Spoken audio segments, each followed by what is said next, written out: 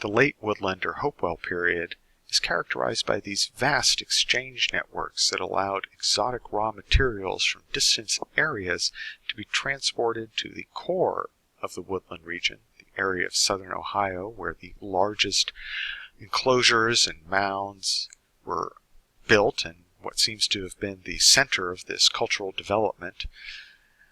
Materials from all around the eastern United States and even as far afield as the Rocky Mountains were acquired and transformed into ritual objects that were deposited within burial mounds. Not just in the Hopewell core, but other regions. Just in the Hopewell core we have the largest amounts, the most elaborate offerings of exotic materials and unusual objects created from these.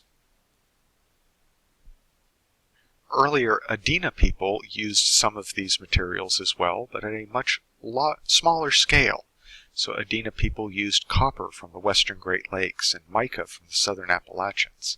But they did not have access to the further western resources that later Hopewell people used, like obsidian from Yellowstone National Park, or grizzly bear teeth from the Rocky Mountains, or silver from southern Ontario.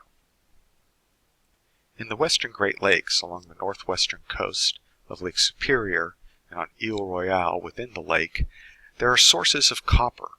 And it's not just copper ores that are available there, copper that is mixed with other minerals, but there is what's called native copper, pure copper unmixed with other elements. And this native copper could be transformed into sheets of copper, either by cold hammering it or annealing it, where it would be heated and then hammered, heated and then hammered. And when you heat and reheat and hammer it intervening, it allows you to transform the metals without weakening the crystalline structure of the metals as much if you only cold hammer it. The Hopewell used copper almost exclusively for various forms of ritual paraphernalia. They did not use it for utilitarian objects. These hammered sheets of copper were then cut into shapes and then embossed or incised with designs. So on the uppermost example, we see a copper sheet that has been cut out into the form of a raptor, and then on it has been incised the markings of a peregrine falcon. Below is a copper sheet that was cut out into the form of a raven or crow. It is, however, more oxidized, and we can't see if there are incised decorations upon it. It does, however, have an eye that was made from a freshwater pearl. These same copper sources in the western Great Lakes were used by earlier Archaic period peoples called the Old Copper Culture. It existed between 4000 and 1000 BC. Now, among these peoples, copper was used primarily for utilitarian objects, to create axes, as we see across the top, various projectile points, fish hooks, and also needles. They also made some baubles, bracelets, pendants, and beads, but they primarily used the copper to make utilitarian objects, which is distinctly different from the later Woodland period use, which was exclusively for ritual paraphernalia. Another form that the copper was worked into were gorgets. Gorgets are objects that were worn at the throat, and therefore would have been highly visible to anyone that the individual wearing it was interacting with, and would transmit certain information about the person's social role and status. Here's one that is made from the sheet copper, cut out, and you can see two holes, small holes in the upper middle that would have been used to tie it on and attach it to the person's neck. Now, gorgets made from copper and or shell were still worn historically by many Native American groups in the eastern United States and were used to express an individual's social identity or role. The copper is coming from sources in the western Great Lakes along the northwestern coast of Lake Superior, but primarily from Ile Royale, a large island within the lake. Now, Lake Superior is a very large body of fresh water, and navigating upon it could be daunting. Sometimes the waters were smooth as a mirror, as we see here, although there is a enveloping fog coming in. Fogs like this could sweep in instantly, and you could transform from a clear sunny day to a cloudy day to suddenly having a storm upon you. And the lakes being so large, these storms could create tremendous waves. We're talking about traveling across it in birch bark canoes that may be 12 to maybe 20 feet long. Copper was believed to be a very powerful substance that was created from the scales of the underwater monster. This is a carved representation that's believed to be the idea of the underwater monster, a supernatural being that was recognized by historic period Native American tribes of the Great Lakes region and the greater Midwest. It was a being that lived below the waters down in the underworld and controlled the powers of the world's water. Here we can see it is not an ordinary animal, it is a supernatural animal. It has characteristics of many different animals combined together. It has the tail of a rattlesnake, and it has rattlesnake markings on its back. But it's got the body of a quadruped mammal, large claws upon the hands, but horns, and not just one set, but 2 sets of horns upon its head. So copper was a part of this being, part of this supernatural animal. And having copper provided a connection to this supernatural being and its powers. But traveling to Ile Royale in order to collect this material was a journey that was fraught with danger, and only the most brave and those who possessed supernatural power themselves could make this journey and return with these powerful materials. This is a museum display of some ritual paraphernalia manufactured from copper, shown on a figure in order to represent how it would have been worn during life. So we have a copper headdress with a skull cap that supports a set of antlers. And there have been several of these found, some of which have antlers that can be removed. And there are sets that can be used to represent the growth of the antlers through the year. Male deer grow their antlers and shed them every year, and this growth begins in the spring and lasts into the summer. Then they harden and they are used in the fall during mating rituals, and then they are shed in the winter and then regrown the next year. So having a headdress that allowed a replacement of different sized antlers may be a way of reenacting this seasonal round and tying into this reproductive power of nature. We also see copper ear spools, large earrings that are made out of copper. And like gorgets, whenever you interact with someone who is wearing something so visible, you could not avoid seeing it, understanding the meaning of these. These, like gorgets, were used to express a certain social identity. They also have a necklace of freshwater pearl beads that has copper pendants as well. These are all powerful substances that have symbolic meaning. Ear spools may have been made out of wood. There are stone and shell examples, as well as copper and even silver examples. Just as native forms of copper occur pure copper not mixed with other minerals, there are also native forms of silver. And there was a source of silver in southern Ontario that was used to collect silver. It was then transformed, in this case, into ear spools. You can see in the upper photo why they're called spools. You have 2 large discs connected by a smaller central spool, and this would be put through a large piercing in the ear. Obsidian from Yellowstone National Park was used to make these very large spear points, in some cases knives. These are almost ridiculously large. Look at the scales. And these are ones that in some cases would have been much too large to be functionally useful as spear points. It would be too heavy. And also being made out of obsidian, which is fairly brittle, they would likely snap upon impact if actually thrown or used as a spear. Almost all of the obsidian that is found in the eastern woodlands, primarily mostly found in southern Ohio, is from a single source in Yellowstone National Park, a place called Obsidian Cliffs. Obsidian is a volcanic glass, and different deposits of obsidian have different and unique mineralogical characteristics.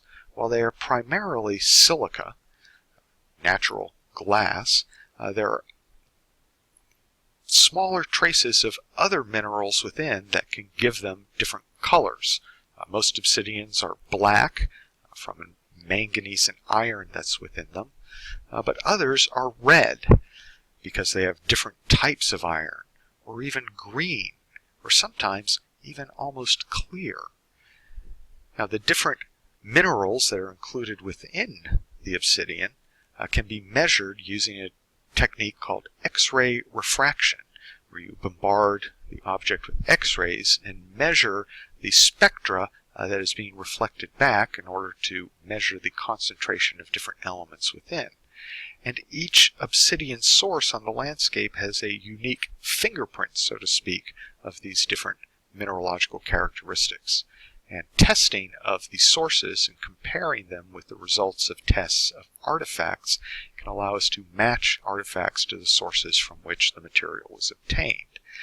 And woodland obsidian, almost all, 99.9%.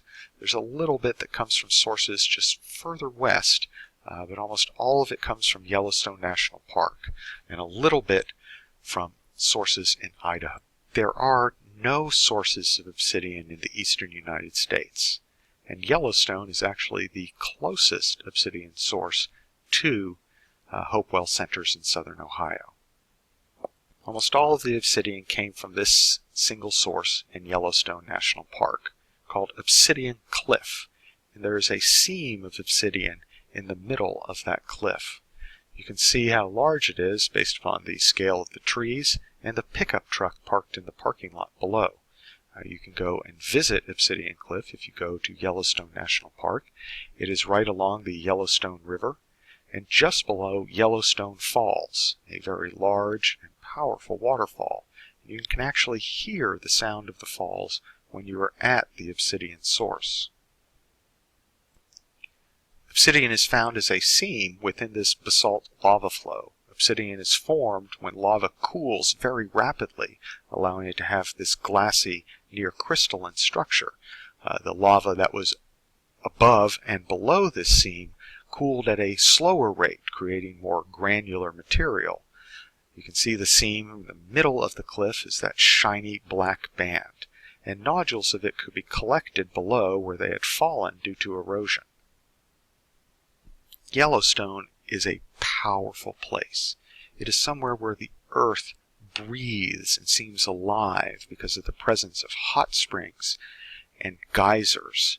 If you have not been to Yellowstone, you should really try to make a point sometime in your lifetime to go to this place. It is a very beautiful and powerful location, and likely a place that prehistoric people went to because of this sense of power. This is a place where the earth is continually creating itself anew, it may seem, and it may be that they believed they could obtain not just obsidian at this place, but also supernatural powers that tied them to the creative powers of the earth. And there were also very powerful animals as you got to Yellowstone in the Rocky Mountains. Grizzly bears. When grizzly bears were first encountered by Euro-American scientists, by Lewis and Clark on their expedition up the Missouri River, they gave it its scientific name, Ursus bear horribilis, the horrible bear. Grizzly bears are huge and very powerful animals, and bears are symbolically very powerful. They are animals that walk around on 4 feet, but they also have the ability to stand upright and walk on 2 feet, like people. Bears also hibernate during the winter. Bears go down into the earth. Their metabolism slows down as they enter a state of deep, deep sleep that is almost death-like in appearance. And then they resurrect themselves in the spring. They come back alive when they wake up from this deep state of sleep and re-emerge from the underworld.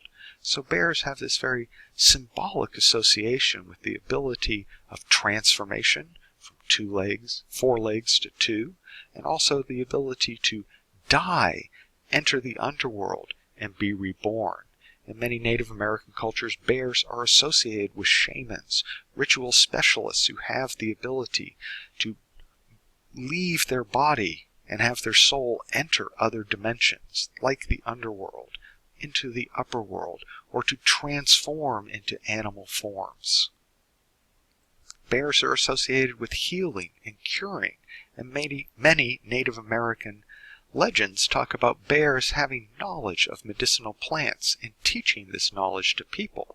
And so it's really interesting that modern wildlife biologists have observed bears using plants that we know to be medicinal, purposely digging up the roots of medicinal plants and consuming them, perhaps because they had a tummy ache, or chewing plants and applying them to wounds. So it may be that bears do have specialized knowledge of medicinal plants, and people may have learned about some of these medicinal plants by observing bear behaviors.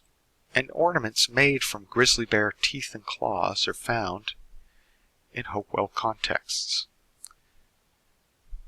To have taken down one of these large animals in order to obtain its teeth and claws would indicate that you have great power. And among historic Native American groups, necklaces made from the claws of bears were a symbol of power and authority.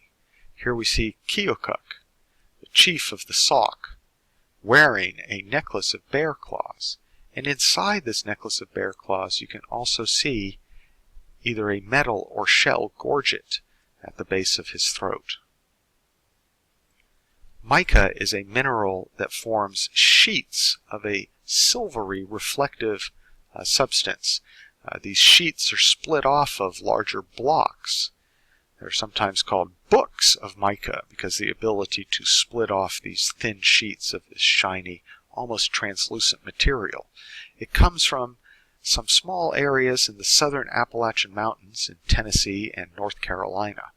And the materials were obtained there and then brought back and transformed into these artifacts, where sheets of mica were cut out in order to represent, on the left, a raptor's claw, in the center, a serpent with an eye of a freshwater pearl, and on the right, a hand. You notice I have the hand oriented, pointing down, because that's the way that the constellation of the hand is seen in the sky.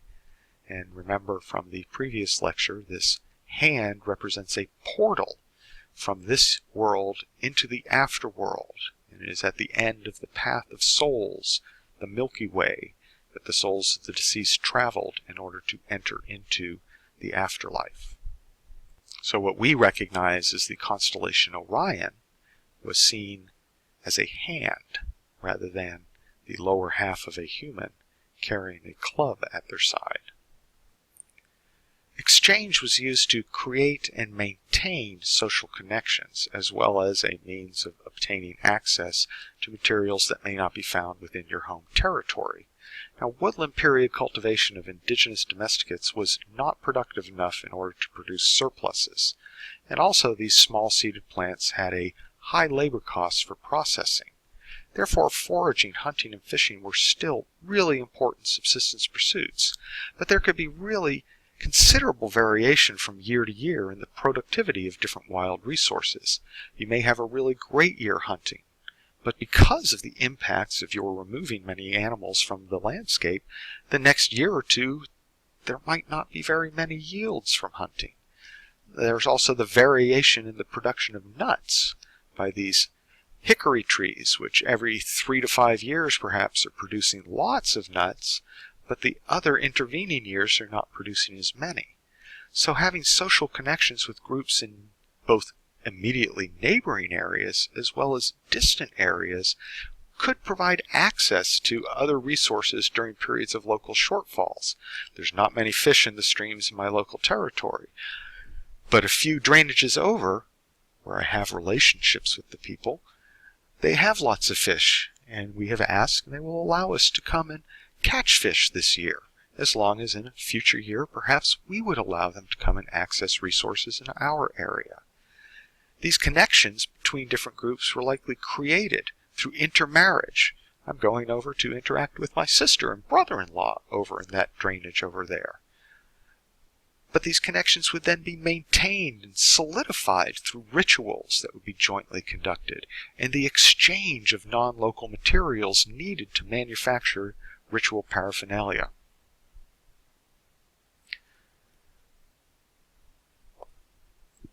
So the importance of these exchange networks may not have been just to obtain these exotic raw materials, but also to create and maintain relationships that might be needed in order to counter subsistence shortfalls within your home territory.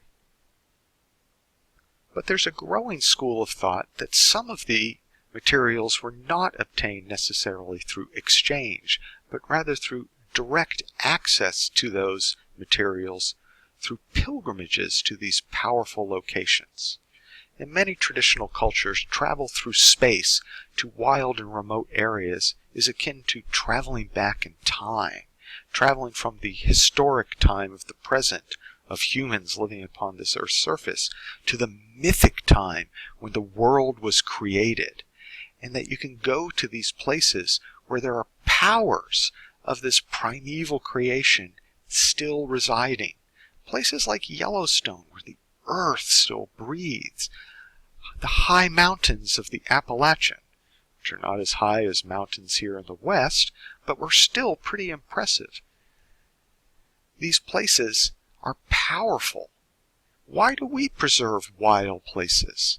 Why do people go and visit the Grand Canyon? Do they go there because they feel recharged by the power of nature? Your soul is cleansed and purified. You are given more energy by going to these places. And rare materials from these locations are often seen as being imbued with this power. They are pieces of that place, and they contain the same powers of that place. So travel to those distant places, returning with these exotic materials, was an ability to gain status and renown among your community. It may have also been needed to achieve certain social roles, like an initiatory pilgrimage. If you were going to be a shaman who needed to contact other dimensions, you needed to travel to these areas and return with the materials that you could then transform into ritual paraphernalia that reaffirmed your connection to that power. It's not to say that this exchange or this movement of resources didn't also have social meaning, because in order to travel to these distant locations, you would have to travel through the territories of other groups, and you would need permission from these people. You would have to have an existing social connection in order to negotiate free passage across these territories. And maybe they're joining your pilgrimage and you're all going together in order to obtain these resources. So, what to remember? Exchange for exotic materials that was used to manufacture ritual objects began during the early woodland period, but increased tremendously in scale, the size of the network, and volume, the amount of materials that were traded, during the late woodland period. The materials exchanged included copper from the western Great Lakes, mica from the southern Appalachians, obsidian from Yellowstone National Park and the Rocky Mountains, and others that were moved great distances as well. They were used to manufacture ritual paraphernalia that was then deposited in the burial mound. Copper and obsidian, which could have been very useful for making tools with sharp cutting edges, were used exclusively to manufacture these ritual paraphernalia that were then deposited with burials. Exchange among groups across the wider region created and maintained social connections through kinship and ritual. But it wasn't just to gain access to exotic raw materials. You also wanted to create and maintain these social relationships in case you had local shortfalls of productivity of either wild or cultivated resources, and wanted to negotiate access to resources in adjacent territories. Some materials, however, may have been obtained through direct journeys to these locations to gain power from these locations where they were found, to go to Yellowstone, to go to the Southern Appalachians, to go to these distant, powerful, remote locations, and to access the great powers of creation that continue to reside in these remote, wild places.